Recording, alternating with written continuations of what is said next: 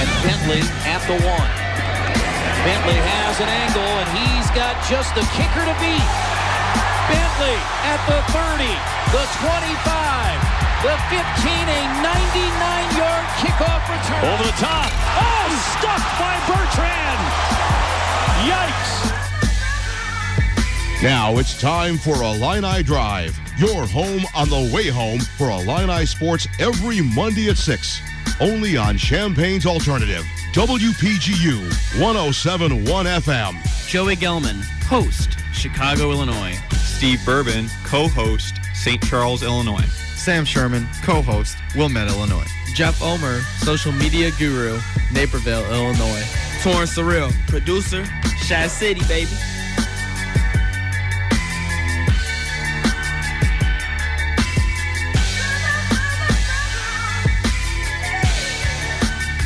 Welcome into Illini Drive. This is your home on the way home for Illini Sports every Monday at 6. Follow us on Twitter at Illini Drive. Like us on Facebook. Do all that fun stuff. And we missed you guys. We were off the air last week, and now we're back and ready for action, and we have a bowl-eligible Illini football team. Yeah, what a difference 2 weeks makes. Yeah. We were talking about who's getting fired, and all of a sudden they're in a bowl game. I don't know, maybe we should stay off the air a little longer. Yeah. They don't like us on the air anyways. Quick question before we get into things. Yes. How's everyone's Thanksgiving? Phenomenal. Yeah. I overate Well, you're a most food of. guy. Oh, that's an understatement. I overate for most of the break, and then Saturday, in lieu of going to the Illini game, I went up to Milwaukee, went on a brewery tour. Which brewery? It's really small. It's called Brenner. It opened up 2 months ago. Nice. No one's probably ever heard of it. So nice, relaxing, and Yeah. overrated, as I think we all probably did. Everyone else? Good? All I gotta say is caramel cake is the real MVP. Man, I want that. That sounds really good. man, Grandma, I don't know what she did to that. Man, that's addictive, man. When's she coming down? Can we get some of that? Beckman's lasagna, Grandma's caramel cake. Yeah. Can't beat that, man. Joey, good. How are you? It was good. Went to visit. Actually, I have family in Vegas, if you can believe that. Cool. So went to go visit them. So kind of got double Thanksgiving at the beginning of the week and then end of the week back home. Which Did you was go to nice. the babasketball games? Sadly, I missed. I went the first weekend. I was so angry. I went the first weekend, and then they were there the second weekend. So unfortunately, Just stay the week. yeah, Yeah. because I have no responsibilities. I could just do that, Yeah, right? just- Stay in Vegas for a week and a half. Hey, you know what it's saying about Vegas, right? You lose all your money? Yes. And you win invitationals. So, Like the Illini. Yeah. Nice. Well, that's on the sports side of things. But I'm happy everyone had a good Thanksgiving.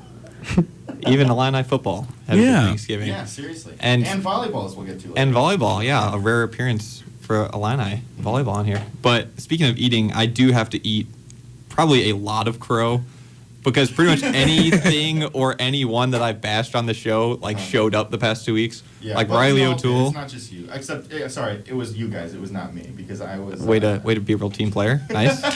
No, O'Toole was phenomenal this week. As you know, I don't even think we said they won 47-30. Yeah. So let's really quick just do the rundown real quick. Riley O'Toole football. I think we learned what that means this weekend. So quickly, just going through, starting out with Illini football here. Then we're going to hear from Decatur Herald Review reporter Mark Tupper. He's going to call in and give his thoughts on Illinois football and a big basketball weekend as well. Then we'll break down some Illinois volleyball for you. I know it's had a little bit of an absence on the show this year, but we're coming back in full force, I hope, for you. Steve Bourbon is our in-studio expert, and I can sometimes be in that same category if you play your cards right. So talk a little Illinois volleyball at the end of the show and badass of the week. So, as Steve mentioned, Illinois football winners going bowling, 47-33 over Northwestern. And we just are the head honcho here at Illini Media. Lil just walked past the window with a big sign that said Beckman still should not have his job next year. So we'll debate that as well. I think a lot of people or there are definitely people out there who agree with that. But at the end of the day, as we learned yesterday, he will have his job next year, at least. Which is well deserved. Yeah. And I agree. I do think that. I mean, he did throughout the year. They had some ugly losses, and by ugly, it's not necessarily ones that they should have won. Besides the Purdue game, which we always seem to go back to, it was just more that they weren't really competing against the big dogs of the Big Ten. But they weren't competing at all. But he made the bowl game. I mean, he did it. It was the odds were stacked against him as the season had gone on, but he did it, and for that reason, I certainly think that he deserves at least another season with this team. And yeah, I think people make kind of a big deal about, he's going to get an extension. Well, he didn't get one last year, so he only has 2 years left on the deal. And if you're going to give recruits hope, you like to be signed through 4 years as a football coach. So I think the extension will be coming, kind of regardless of the bowl outcome. But it is kind of crazy that this is a bowl team thinking because they played 3 good games this season. Can we agree on that? There are 3 Big Ten wins. Yeah. They played well. None in non-conference. I mean, they beat some subpar teams, but they didn't show up. And then a lot of the other games, they did not play well at all. Credit to them, for making the bowl game. I mean, they fought. They did. I mean, and I think that out of everything, all the knocks that people, the legitimate knocks that people can have on Tim Beckman, him and his coaching staff, they had the team in a mindset where they didn't think that they were out of it. And as much as like the media or the fans like to laugh whenever you'd say, well, if we win this game or this game, then that's a bowl game right there. They never gave up, and I know that sounds like such a cliche in sports, but they truly didn't, because I don't think anyone thought that that this was a possibility for the Illini this year, and they proved a lot of people wrong. Yeah, I mean, you talk about that faith in the coaching staff, and we talk a lot about that when we talk Bears football, and the idea of that Trestman, may seem to lose the locker room, and that just goes down a downward spiral. And you see with this Illinois team a strange opposite of that, where you figure you have a lame duck coach, team's not really going anywhere a majority through this season, and then they string together a few wins and did enough what they had to do to make a bowl game. And it's just it's a weird spot, because I don't think any of us really expected to be here on December 1st. Happy December, everyone. Talking about Illinois football going to a bowl game. It's a very strange scenario. And I guess in the eyes of the program and Mike Thomas, if you go from 2 wins to 4 wins to 6, that's improvement, and enough improvement to keep a guy's job and to, I guess, trust him with the future of your program. But like you mentioned, still, Steve, you got to look at who those wins were against. Great win against Minnesota this year. Can't take that away from them. But the other wins against a lot of duds in non-conference that, while it puts you in contention for a bowl, I don't know how much it furthers you down the road here. I mean, yeah, you talk about building the program. I mean, it's not rebuilt. Right. They're not making a bowl. It's not. We're not. They're not there. They're not there. No. Yeah. So I do think that, staying with Beckman one more year doesn't mean that he's the guy, for 10 years. Maybe he is, maybe he isn't. But he just, kicked the can down the road at least for one more year. And they did what they had to do, which was make a bowl game. But I think, I know in the paper tomorrow we're going to run kind of our wish list for 2015 for Illinois football, but they need to have some games that get people excited and not where Illinois football isn't a punchline. Mm-hmm. Because like we talked about, in their non-conference wins, why are we losing to Texas State? Why are we losing to Western Kentucky? Well, they ended up winning those games, but we're losing in the fourth quarter to those teams. That's why you look at attendance and it's, 40,000 or 35,000 or whatever it is. So, looking forward, he's obviously still has to improve on that. But, just down the stretch here is kind of the cast-offs really stepped up. O'Toole had 147 yards passing and rushing, 3 total touchdowns. He's suddenly become a great game manager. When he would come in relief past couple years, it was Riley O turnover, I call it. But, now he doesn't turn the ball over. He makes good decisions, and looks like Mariota out there sometimes. It's kind of crazy, and we've had our fair share of fun, talking about Riley O'Toole on this show. But seriously, for real, all credit to him. And as I was watching that game against Northwestern, I found myself thinking, even after Northwestern would score and they kind of had that comeback, I had faith that Riley was going to be able to drive the ball or move the ball down the field, which is a crazy thought if you think about how everybody felt about Riley O'Toole, earlier this year or in seasons past. So it was amazing, but still, what's strange to me is why, and I guess that my question is, we've all seen Riley in limited time in his last, obviously last earlier years and everything, and then this year with some more time. But what happened? Because I don't think that this is, the quarterback that he is, but he's certainly shown a whole lot of, heart to go out there and do what he's done for this team and get a few wins. Well, I think it's finally maybe Cubitt and Riley kind of keyed on and figured out what they can do well. When we see them, Riley in years past, he couldn't run last year's offense for whatever reason. He couldn't throw the ball vertically, kind of like Nate could. Like Nate had a nice deep ball. Mm-hmm. And this year, he's not Wes Lunt. He can't sling it around in 5 WR. But, they put him in the read option. They run triple option, and those kind of things. He makes good decisions. He holds on to the ball. And, he's able to, do some things in the open field. And, when you have, an offensive line that's kind of patchwork at best, running read option where you're taking a defender out of the play just by play art, not blocking anyone. I mean, that's really effective. So definitely a lot of credit to Cubitt on figuring that out and playing to his strengths.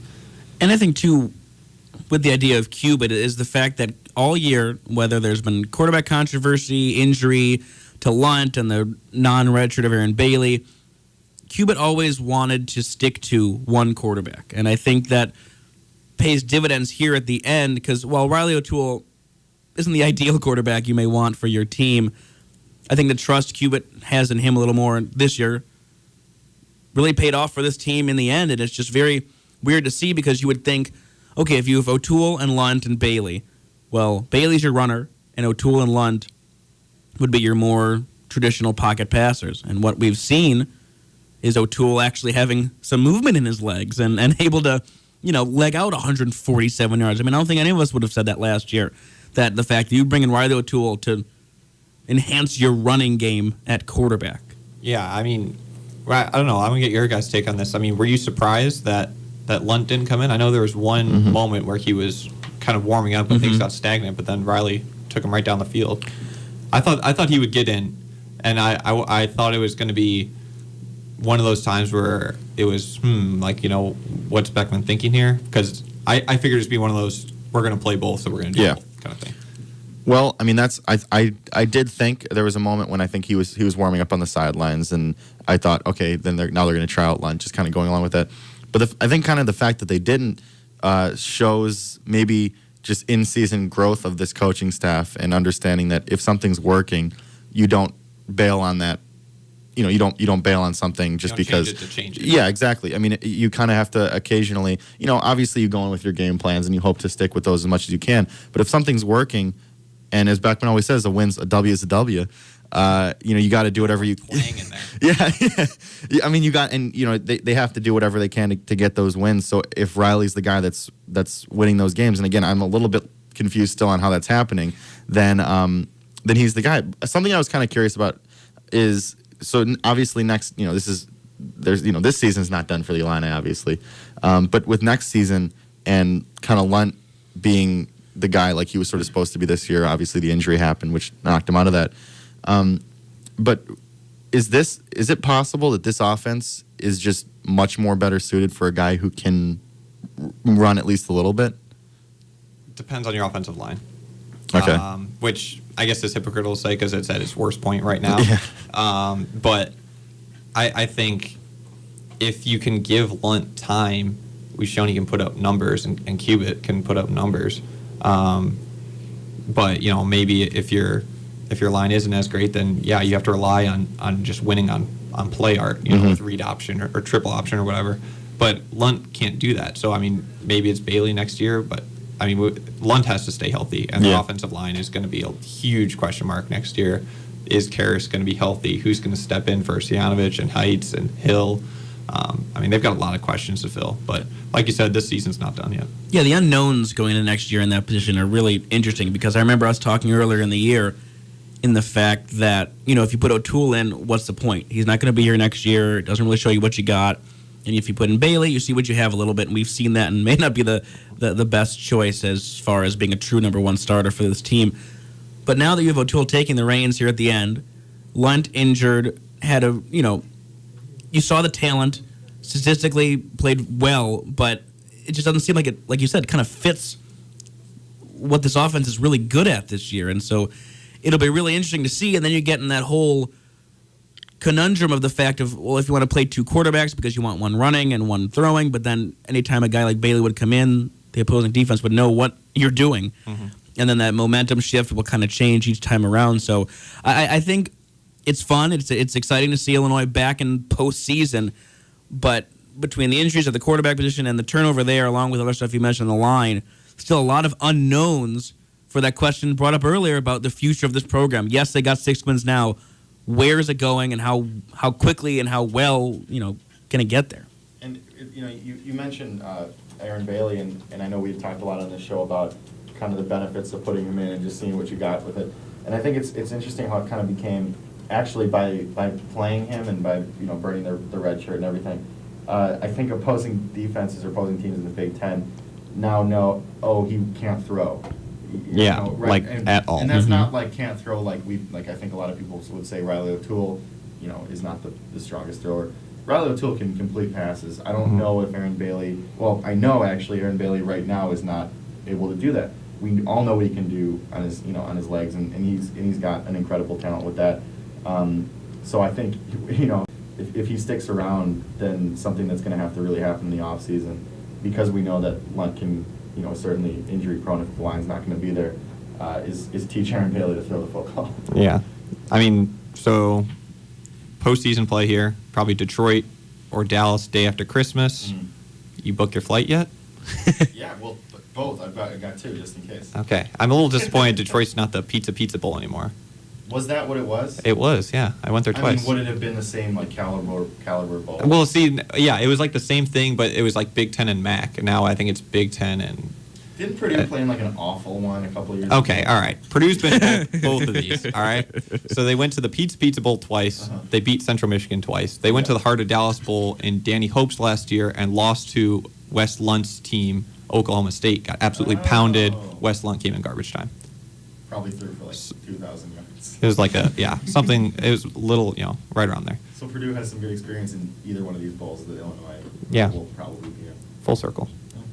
So we'll have to see where Illinois ends up. Again, they get their much-needed 6th win, are bowl eligible, and they'll be in some really strange off-brand grocery store item bowl game. So we'll have to wait and see. Maybe we can take contests around text or Twitter what we think Illinois' bowl game will be. On the other side of this break, we will check in with Mark Tupper. He'll give us his insight on the Illinois football win, and a big weekend for Illinois basketball as they're the Las Vegas Invitational champions, beating Baylor in that last game, and with a big showdown against Miami tomorrow night. You're listening to Illini Drive on Champaign's Alternative, WPGU 107.1. This is Jimmy Jackson. Join in for the Illini Drive, WPGU 107.1.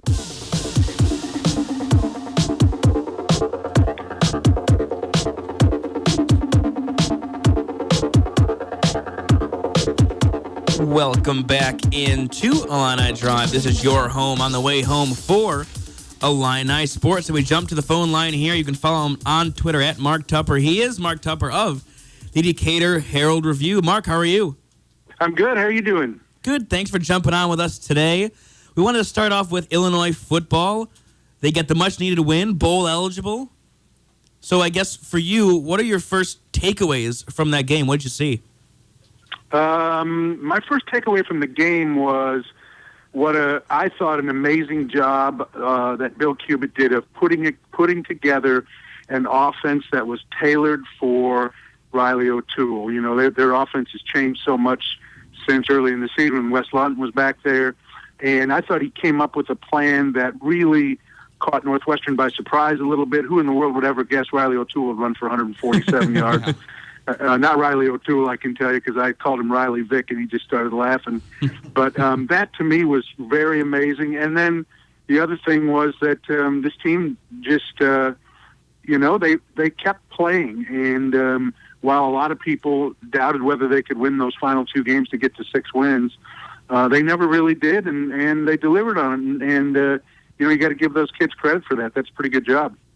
And, Mark, they got the last 2 wins. I mean, it seems like pretty much everyone wrote off Illinois after that loss to Iowa. I guess, how surprised were you? I mean, that, we're here and Illinois is actually in a bowl game. They actually won the last 2 games, like Beckman said so many times. I mean, it's just, I don't really know what to say about it.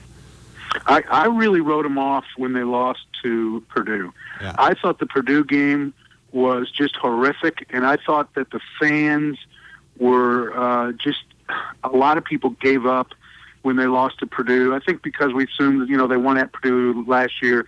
That one was you were going to beat Purdue. But because of the way that they just didn't tackle people, guys ran down the field untouched. It just looked so bad, and it felt bad, and I think a lot of fans bailed in that game. And then so the Minnesota one caught me a little bit by surprise. The next two, not really, but didn't really surprise me. But you looked at him and you thought, this defense still isn't dependable enough. And now Lunt is hurt, and what are you going to do? And it just seemed really unlikely that they would win those two. But, other teams had their own issues too. Penn State wasn't very good at all. Hackenberg, with no offensive line really to speak of, was not sharp. And then Northwestern losing Simeon the week before, and it turns out Illinois' backup quarterback was a lot better than Northwestern's backup quarterback. And so it was a little bit surprising, and I think as it turned out, it was a job saver for Tim Beckman. You've mentioned kind of the heart that this team had shown late in this season. Do you think that's, because that is something that they've kind of done with all the knocks that I think Beckman and the coaching staff had kind of taken. One thing that I think that this team has shown is the... I'm not hearing anybody. Sorry about that. I was just saying that, heart is something that this team has obviously shown this year, and something that you kind of touched upon earlier. Does that start with the coaching staff, would you say? Well, it's got to have something to do with it. I would say this was a team that had a chance to quit on Beckman, and they did not. And at no time did they ever act like a team that was wanting to play for another coach. I've been around teams like that, and somebody will usually say something to you. I never heard any of that. So I think you got to give them credit for holding it together and making them believe and accentuating the positive. It was not a very good Big Ten season. So if you were going to make hay, this was the year to maybe do it. But I don't think they need to apologize for that. I think they just hung in there and kept fighting. And I know Bill Cubitt talks about that all the time. About I just tell our guys, you just got to keep playing. I don't care if we've gone 3 and out for 5 series in a row. Just keep playing. Something good's going to happen here. And I think they believe, for the most part, these coaches, and kind of hung in there. And lo and behold, they got to 6. 6 is, I know some people make fun of the bowl games that come with 6 wins, and me too at times, because really 6-6, is kind of a mediocre season. But in the grand scheme of things, to get 15 bowl practices, to be able to bring recruits on campus while you're practicing for a bowl, you have something to sell now that you did not have a few days ago. You have more to sell this season than Northwestern, who you recruit head-to-head with on suburban Chicago kids. So you have some things you can take advantage of right now, and they need to do that, because I think the key to building on this now is you've got to step it up recruiting-wise. You've got to get more difference-maker players. We're talking with Mark Tupper here of the Decatur Herald Review, and sorry about that. We had a Mike die in the middle of a conversation there, so we're sharing now on Illini Drive with our microphones here. Loud and clear now. You mentioned earlier about Cubitt and his game plan in that game against Northwestern, and we were talking a little bit earlier before you came on about just a certain quarterback position for this Illinois team, and the question of, is a Cubitt offense a little bit more catered towards a quarterback that has the mobile ability that we've seen from Riley O'Toole as of late going forward? I think he's been around a long time, so he's dealt with all kinds of quarterbacks. He's dealt with immobile quarterbacks. He's dealt with option quarterbacks. He's dealt with all of them this season, if you want to be truthful about it, because he started out with very immobile Wes Lunt, and then Riley's kind of the hybrid guy who can run a little and throw, and then you've got Aaron Bailey, who's really more the runner. And so, he's told me that, he said, I don't care what it is, but just give me a little bit of time to tailor something to them, and I think we can come up with a package and we can move the ball. I don't really care how we do it, but it seems like a guy like Riley. Now, Riley may not be ideal, but a guy who can throw it and can present some run challenge. Really, the guy who looked so good in it was Nathan Shieldhouse. Last year, Nathan had an unbelievable senior season with a lot of yardage, and that was who he was. He was a guy who could throw it. He was a guy who could run it. And Bill's offense seemed to suit Nathan really good. And so moving forward, I think he'll go back to Wes for right now. But the guy who probably can do most of what he'd like to do is Chase Crouch, who we haven't seen yet, who's redshirting this year. Yeah, that's going to be interesting going forward. I guess for for the bowl game? You got your travel plans all set up? You Detroit, Dallas? I mean, what are you thinking? No, I don't have any plans yet. I don't want to book anything until we find out for sure where they're going, and then we'll see what happens. But I hope it's Dallas for a couple of reasons. Number one, it's nicer for anybody to get to go to a warmer weather climate. But number two, I think there's recruiting inroads to be made in Texas. That's how they got Donovan Young in a kind of a way, and I think they need to do more of that and sort of raise their profile down there. I don't pretend that you're going to go into Texas and get 6, 4, or 5-star kids, but if you can go in there and get 1 or 2 kids and get some prospects, some undecided prospects from the Dallas area to come to your practices while you're down in Texas, I think that's an advantage that you could have too. So I hope that's where they go. I think that'd be the best destination for them. And A.D. Miller is from Texas, right? Who was that? A.D. Miller, commit for next year? Yeah.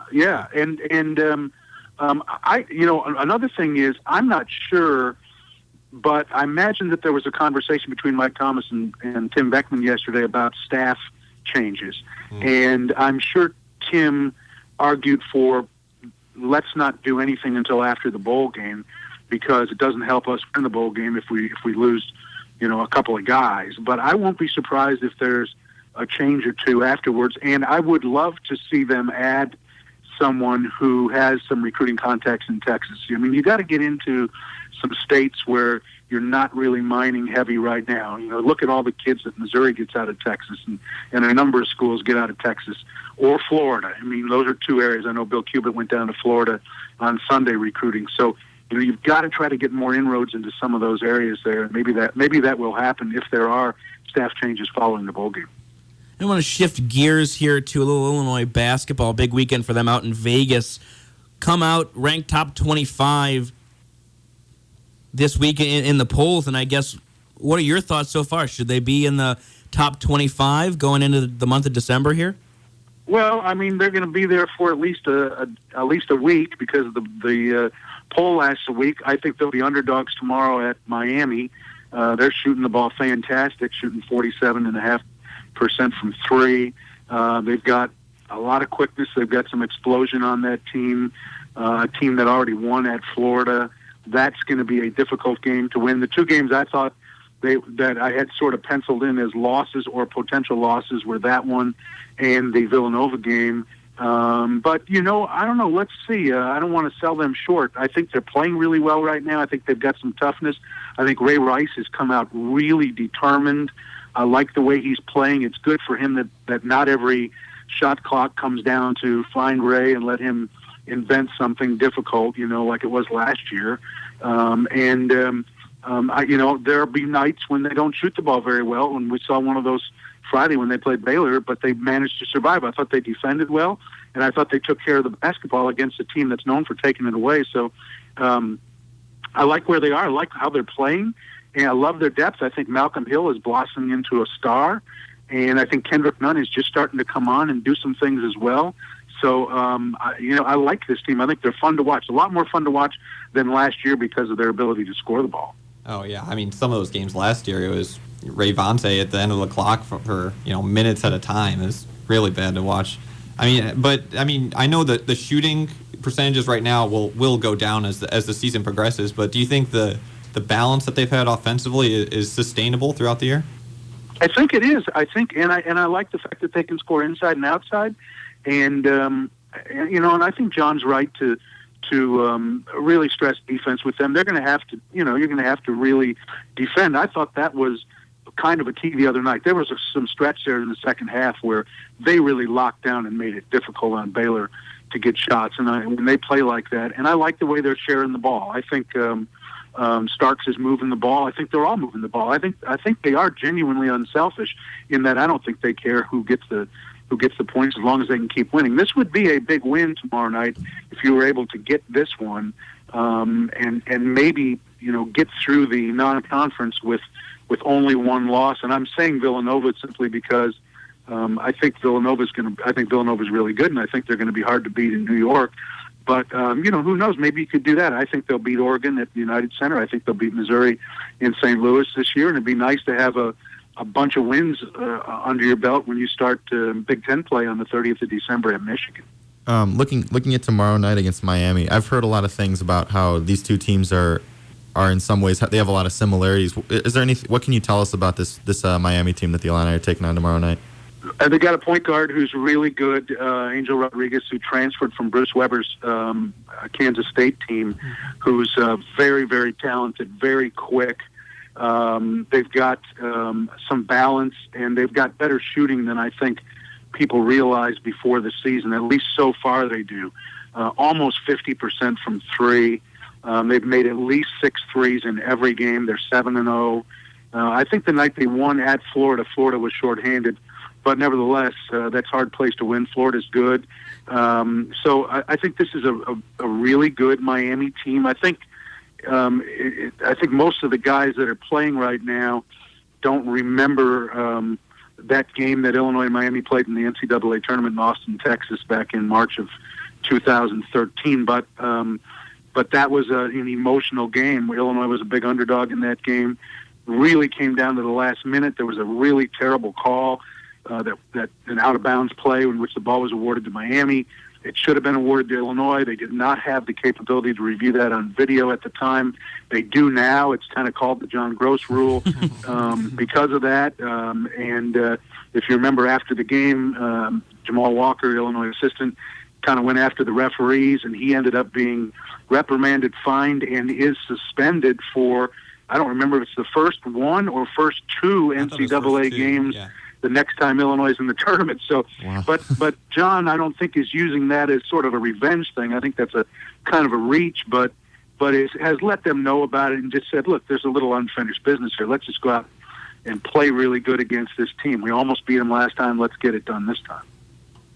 I know you also touched on Villanova, and you said that you're probably going to mark those two teams as losses. What can you compare as far as Villanova compared to Miami, and which one that the Illini may have a better chance of beating?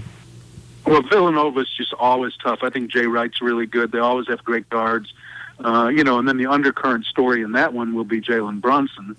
Villanova won that recruiting battle, and Illinois was the runner-up in that. And so, there's a little bit there, and so I don't know how that'll go, but I just figure Villanova playing in New York City is going to be tough. But I don't write that off either. Particularly if Illinois can beat Miami here, Illinois, their confidence is growing. I think their confidence really took a leap when they beat Baylor in Vegas, and Baylor was probably ahead of them a little bit in the rankings in terms of getting votes and so forth going into that game, and they showed what they could do there. Now let's see what they can do against Miami, and then Villanova, to me, is their single toughest non-conference game, even tougher than Miami, to me, on paper, as I looked at the schedule prior to the year. I think when they play Oregon, and Oregon's got some talent, but playing up at the United Center, that's an advantage to Illinois, and Missouri looks to be down a little bit this year. So, it'd be great if you could sail through the non-conference undefeated. I don't know if that's possible, but Miami and Villanova would be the two toughest games. And you talked a little bit earlier about Rayvonte Rice and the fact that they don't really have to rely on him as much as that final shot taker, I guess, if you're running out of time and a shot clock, and there's a lot more offensive options this year. But I guess the question is, have we seen enough from the point guard position in terms of running this offense this year and moving forward? Is that going to come into a crossroads there where you're really going to feel the idea of not having Abrams running that point? I think you do feel it defensively. Offensively, I mean, that would be nice, but I remember a lot of people were complaining last year about how the ball would bog down in Tracy's hands. Mm-hmm. Tracy's not a shooter, and if Ray didn't get that last shot, sometimes it ended up that the point guard had to take it. I feel much better about Ahmad taking the shot than I would about Tracy taking the shot. I really have liked the play of Jalen Tate up until you realize that he just can't shoot the basketball. Mm-hmm. I wish he could get a little more confident. Not that you want him to take many shots, but because you're the point guard, you do have the ball in your hands in some situations where there's not a lot of time, and sometimes things open up for him where he could get into the lane and take a 12-footer or something like that. If he could knock that down, that would really help. But I think they're okay at the point in terms of handling, distributing. Jalen's even made a couple defensive plays that I don't think he had the physical strength to make last year. I think they're okay there, but do they miss Tracy? He would be a really nice luxury to have, I think, more defensively. But with his experience and so forth, yeah, you're going to miss him a little bit. There's no doubt about that. Well, Mark, we appreciate the time. Thanks for jumping on with us. And hopefully when we talk to you next, Illinois will have a nice victory under its belt against Miami. All right, guys. Thanks very much. Nice to talk to you. Thank you. That is Mark Tupper. You can follow him on Twitter at Mark Tupper of the Decatur Herald Review. We're going to head to a quick break here. When we come back, we may sneak in a little more Illinois basketball talk, but the focus will be on Illini volleyball as they're headed to the NCAA tournament starting this weekend. You're listening to Illini Drive on Champaign's Alternative, WPGU 107.1. This is Will Leach. You are listening to Illini Drive on WPGU. And now go shave your head like John Gross.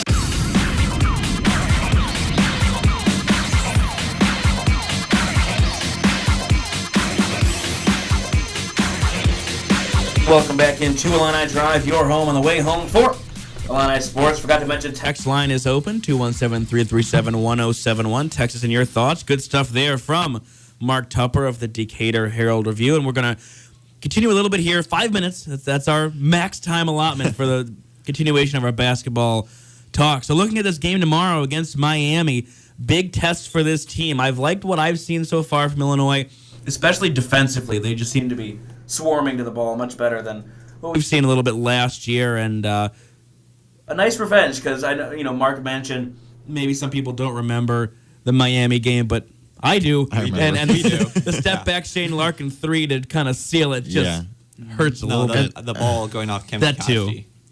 And him even, I think he even said. He said it after. Yeah, that was off on him. Because it was. He's just telling the truth. And that's why the replay review is the Illinois rule. Obviously, we're fans of no one here at the Illini Drive, but I'll say that was a terrible call, and I was very, very sad after Objectively that game. angry. I was sad. I was only sad because it was a great college basketball game that was ruined by a 2 tubs or 3 call. tubs of ice cream eaten after that one.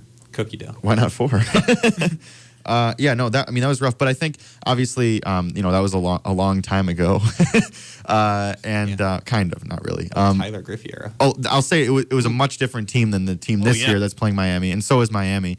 They don't have Shane Larkin making ridiculous step back shots, but I think this is a team that defensively, as we were kind of talking with Mark Tupper about, is going to it's going to be their, interestingly, kind of hopefully for them, their calling card, because I was watching the Baylor game, and that first half was ugly. Yeah. I mean, there's no other way around it. They were missing open shots. They were missing layups. They were missing wide open shots. Now they were creating those shots. A lot of times they were getting those opportunities, and obviously when you have good enough shooters, those shots will fall eventually.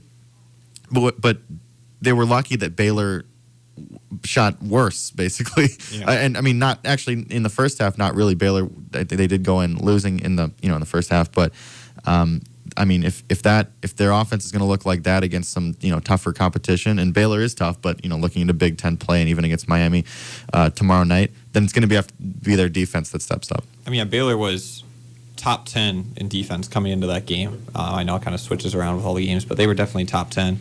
I mean, but people kind of forget Illinois was second in the Big Ten in scoring defense last year. Like, they locked down last year. I think they'll take a step back this year just because they lose Tracy. Yeah. But I think their offense is able to sustain itself a lot more. It's not like the 07 Bears. When you need to score, the defense needs to score. So right? Yeah. We're trying to keep it under as few as possible because that's kind of Elliot Still's going to call in and just scream at us. Former sports editor here, big Packer fan. Yeah. I mean, I don't know. I think that but at the flip side, as bad as the shooting was, you touched upon it, but that defense was outstanding, and just some of that, some of the time, there were just times when it looked like Baylor couldn't get any kind of shot off because Illinois was kind of just locking down there, and that's what's going to have to happen if there's going to be those nights where you'll get the nights when your shooters are on, and you're going to get the nights where the shooters were off, like they were big time against Baylor. And yeah, I mean, Joey, you talked about this many times. I mean, they're not going to be able to sustain some of these games like against Coppin State. They made 15 threes. They're not going to make 14 threes a game. No. Right. That's not going to happen. Unless you're playing 2K. Yeah. Dude, Ray Bonte in 2K. Oh, man. Ooh. Yeah. I like that. A lot of the guys in 2K would be fun to play with. Well, but at least Illinois has those options, though. Like, as much as I don't like the reliance that much on the three-point shot, and I probably say it every week, like you say, we're fans of no one, they have the depth there that can make it up. Yeah. There's a lot more scoring options, and it's a nice touch to have when you're going against these tougher teams. This guy doesn't fit, put it in the next block in your puzzle there. It kind of works a little easier for this team. And I said I was gonna get in a fight on this show. Obviously not a physical fight, but just a fight with Steve because we often do. And real quick before we switch to another topic, I wanted to bring something up, Steve. Malcolm Hill, who in this room would disagree that Malcolm Hill is a budding star? No one. Oh, really, Steve? See, no, because before the show, let me tell you what actually happened when you're done spreading. When we were in our, let's say, production meeting, Steve was talking about how he's sick of the hype for Malcolm Hill. No, I said I was sick of it last year when he averaged 6 points a game. But what does that have to do with this year? Well, because now it's like it's actually people are talking about, but it's actually real. Last year it was like, oh, Malcolm Hill, this kid's, But how is that like a real prop? Like, why would it bother you that last year people were talking about? I'm telling you, because he didn't deserve it last year. That's not true. And so it disvalidates it this year for me because that's all I heard last year from people. He wasn't playing for most of the season, so there was no way of really saying if he's got quality minutes off the bench. But fine, the point remains. Okay, he was not a budding star last year. He is this year. He's beat his career average every game this year. I mean, I think that goes budding star kind of goes without saying. He's looked great. I mean, he's looked really, really great. I mean, him and LaRon at the 4, I think are probably some of the best offensive rebounding, undersized 4 guys. Yeah. I know that's kind of a small area, but they play undersized 4 men, and they're able to get on the glass, and especially offensively, they just have a knack for it. They're they're running into the ball. Yeah, Malcolm Hill leads the team in rebounds almost every game. Yeah, it's either him or Ray Vontae. Right. Yeah. It seems like I'm always watching the games, and it seems like Ray always just ends up with like 8 rebounds at least. Yeah. I don't remember the rebounds, but they just happen. Well, yeah. So there you go. I'm sorry. I thought, you're just flip-flopping here. Oh, okay. Flip-flopping. Look, Mr. Flip-flop. Oh, I'm done with Beckman. Oh, give Beckman a chance. Oh, I'm burning this column. Oh, wait, let me bring this column back now that it's right. And bring it back a lot. I was one of the only people, I think, at the Daily Illini who was a supporter. But not so much a supporter as just give him a chance, and they are going to give him a chance. But you abandoned ship at times. Yeah, I did. Oh, okay, thank you. Yeah, see, I don't flip-flop. I stay on one thing. I can't even do What's next, Joey? The prosecutor rests. Let's shift gears here. Got to give some attention to Illinois volleyball. Selection show is this weekend, and Illinois is seeded 9th in the NCAA tournament in their bracket, so they get to host the first and second rounds in that tournament at Huff Hall. Should be a rocking environment in there. Iowa State takes on Western Kentucky 4:30 on Friday. Then Illinois has their first matchup against Murray State at 7. And Steve, you were at the selection show extravaganza at head coach Kevin Handley's house. So what was the reaction there? It was cool to be there. But they were like the 4th team announced. They were in the first bracket. So they knew that they were going to be in, and they probably knew they were hosting. So I'm guessing the reaction last year probably would be a little bit better when they didn't know if they were going to host and all that. But they got put in a pretty tough bracket. Being the 9 seed, you potentially have to play the 1, and going up against Florida, obviously in the Sweet 16. Maybe. I know you said hosting. How was Handley as a host? Oh, it was great. I have nothing bad to say about Handley as a host. Uh-huh. We had Mais. Yeah. That's we're like a dinner. looking for sponsors. But no, that was phenomenal. I don't know. I was wondering because I watched that video. You were there in person, and you kind of said that they kind of knew, and there wasn't any, but even with all that being said, you'd think that they'd get, a little bit more excited. Because I watch the volleyball games, or when I do watch the volleyball games, I should say, they get excited about everything. They like, if they lose a point, or if the point goes for the other team, rather, they get excited. So when they actually I'm serious. It's just like a thing in volleyball where it's like a lot of excitement.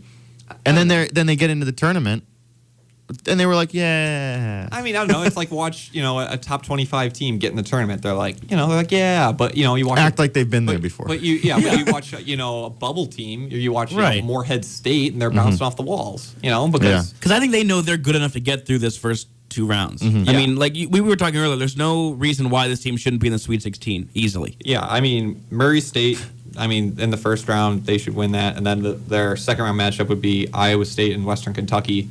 Iowa State out of the Big 12. But, I mean, then you're looking at a matchup with Florida in the SEC. They're the 8th seed. Florida's won 20 straight matches. Is that good?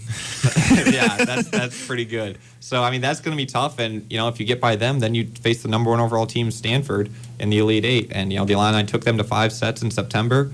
That was back when Illinois was running the 6-2 offense. But, they've got a tough road. I think Stanford's got a tough road, too. I mean, just looking at it. So, I don't know. We'll see how it goes. But, Hambly said, the tournament doesn't start until you get to the Sweet 16. Right. That's when the matchups get a little So if you don't make it to the Sweet 16, then you never actually made the tournament. That's why they weren't cheering. Because they didn't really make it. They'll cheer when they get to the Sweet 16. Yeah.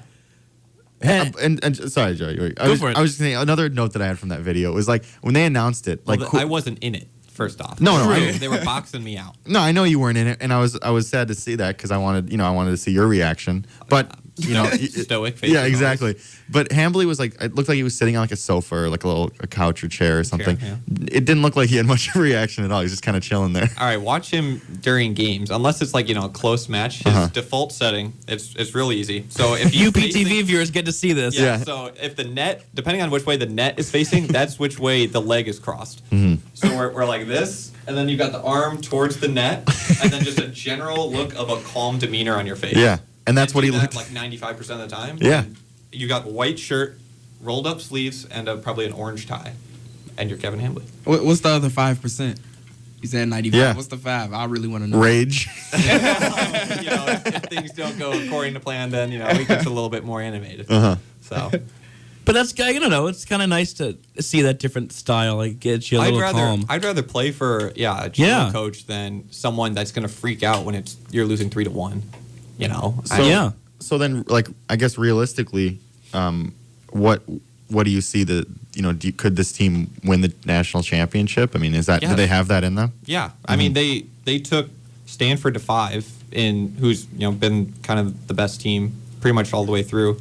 In September, they lost to Wisconsin in 4 at Huff. They made some changes to their lineup, but they won at Penn State, at Nebraska, first team since 1991 to do that. So, I mean, they have the talent, definitely. It's just, sometimes they're a little inconsistent, but I think they play to their competition. And so it'll be interesting when you play some of these top-tier teams. I think they stack up as well as anyone. And it'll just be interesting to see. I mean, we saw a lot last year.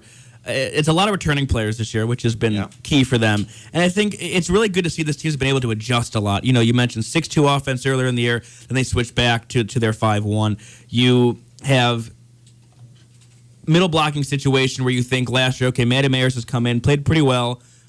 Then this year, Katie Static comes in and takes that by storm and really has emerged as a premier middle blocker for this team. Then you look at libero position, you got, all Big Ten Jennifer Beltran, who's program leader in Diggs, extra mark, Illinois history, NCAA history. She's gone. She graduates. You bring in a freshman, Brandy Donnelly, really doesn't miss a beat. So they've gotten very lucky and just recruited well and developed really well to go from last year to this year, even though there was a lot of layover. The parts that were key and needed to transition well have, and you're seeing that come together here for a team that is really, really talented, and especially with the leadership you have veteran-wise, whether it's McMahon or Dorn. They still call them the young guns on this team in the radio broadcast, even though they're the senior leaders. It's exciting to watch because you're seeing them, stick to their guns and see how they've developed through these years, whether it's through different changes of offense, different players next to them, and you're seeing the new implementation of a lot of the young players. It's a lot of fun to watch, and it's really, really talented. And Huff Hall, it is a great place to watch a match, and it's going to be rocking on Friday. I can't imagine, in college volleyball, there's much better places. I mean, just as an atmosphere in general. When they hosted Wisconsin, they broke the attendance record. I mean, that was incredible. I mean, you're not going to find a much better atmosphere in, here at Illinois, let alone, in college volleyball. The one concern I would say is, they are a little injuries here and there. Morgan Criswell, she was in a walking boot yesterday. So she's had some problems with the knee, and she's had some things flare up here at the end of the season. I'm sure she'll be healthy enough to play, but will she be healthy enough to be effective? Right. And then obviously Jocelyn Burks, went out on Wednesday against Nebraska. She played on Saturday against Michigan, played pretty well, but obviously, it's in the back of your mind. It's the end of the year, everyone's kind of dinged up, but, if they can get their outsides going and, maybe someone else steps up, whether it's Rustio or Michelle Strizak, they are going to need, someone to get going when they play some of these top teams. So we'll have to wait and see what happens. Again, tournament starts Friday. Illinois, number 9 seed. So the first match of that day will be Friday. Iowa State taking on Western Kentucky at 4:30.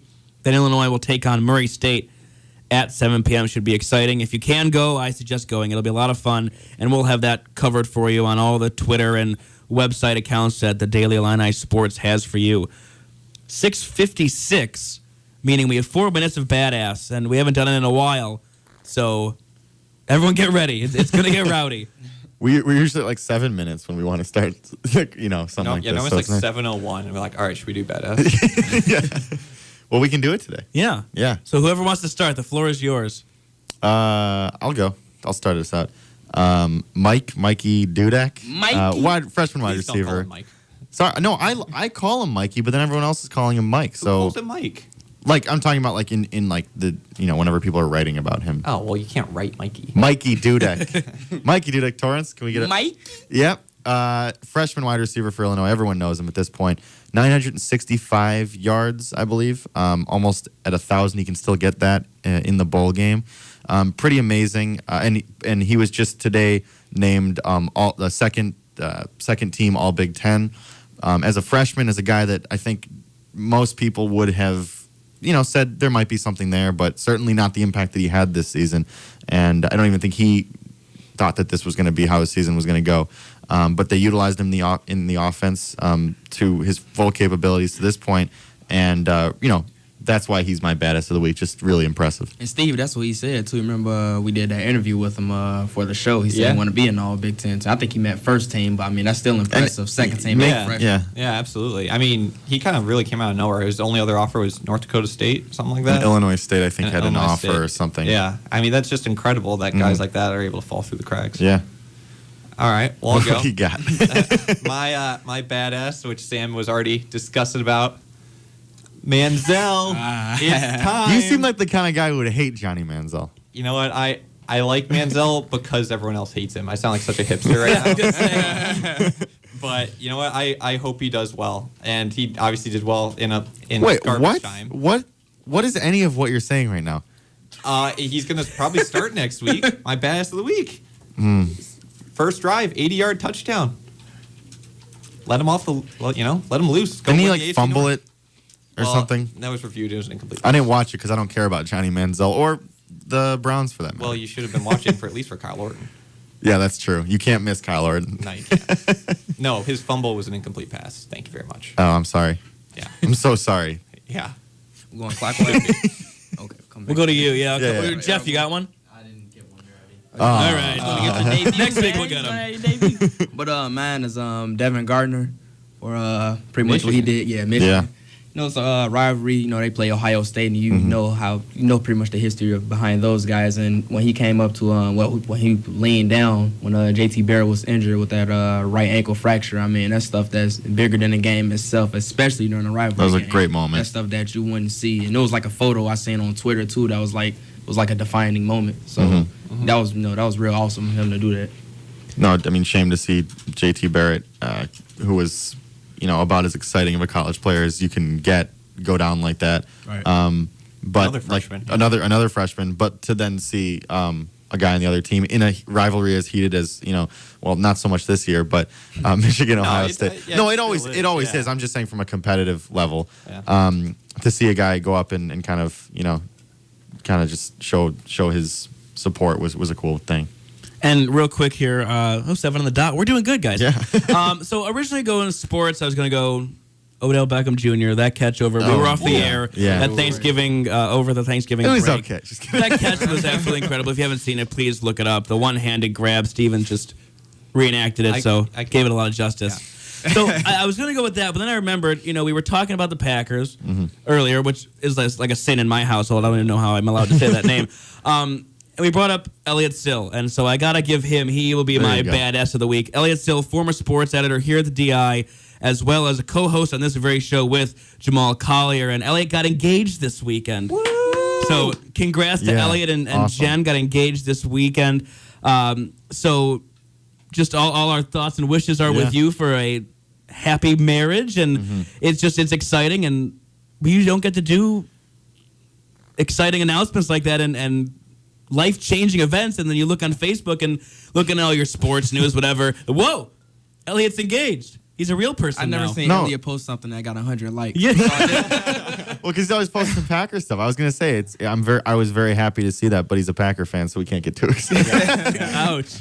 So congrats to Elliot and Jen. Happy for you guys, and all our love from Illini Drive. That'll do it here. Remember, this is your home on the way home for Illini Sports every Monday at 6. You can follow us on Twitter for all your updated news at Illini Drive, at DI_sports, and at the Daily Illini. Like us on Facebook. Visit the website, dailyillini.com. Our thanks to the entire crew here, Torrance Sorrell, Jeff Omer, Steve Bourbon, Sam Sherman.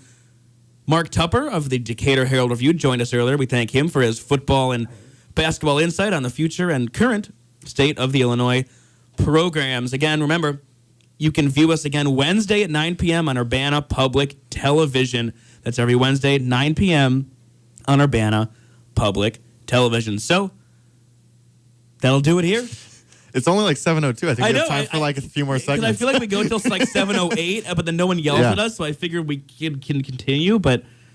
That's what I'm saying. One of these days, I know we do actually kind of have to go, but I don't know why. We could just keep going. Wait until someone gets in here, kicks us out. Yeah, we have one person... The over-under, I think, is like 7:09. Do you think we get kicked out then? Yeah. I think they're What's the worst thing that would happen? Us getting kicked out. Been chewed out before. Bill's character. So that'll do it here again. Our congrats to Elliot and Jen at the end of our show there. And I don't want to close it. I just want to stay. Well, Torrance, you're saying we have to wrap up, but I don't really know why we have to wrap up. All right, officially. Fine. Officially, we'll do it. This is your home on the way home for Illini Sports every Monday at 6 and Champagne's Alternative, WPGU 107.1.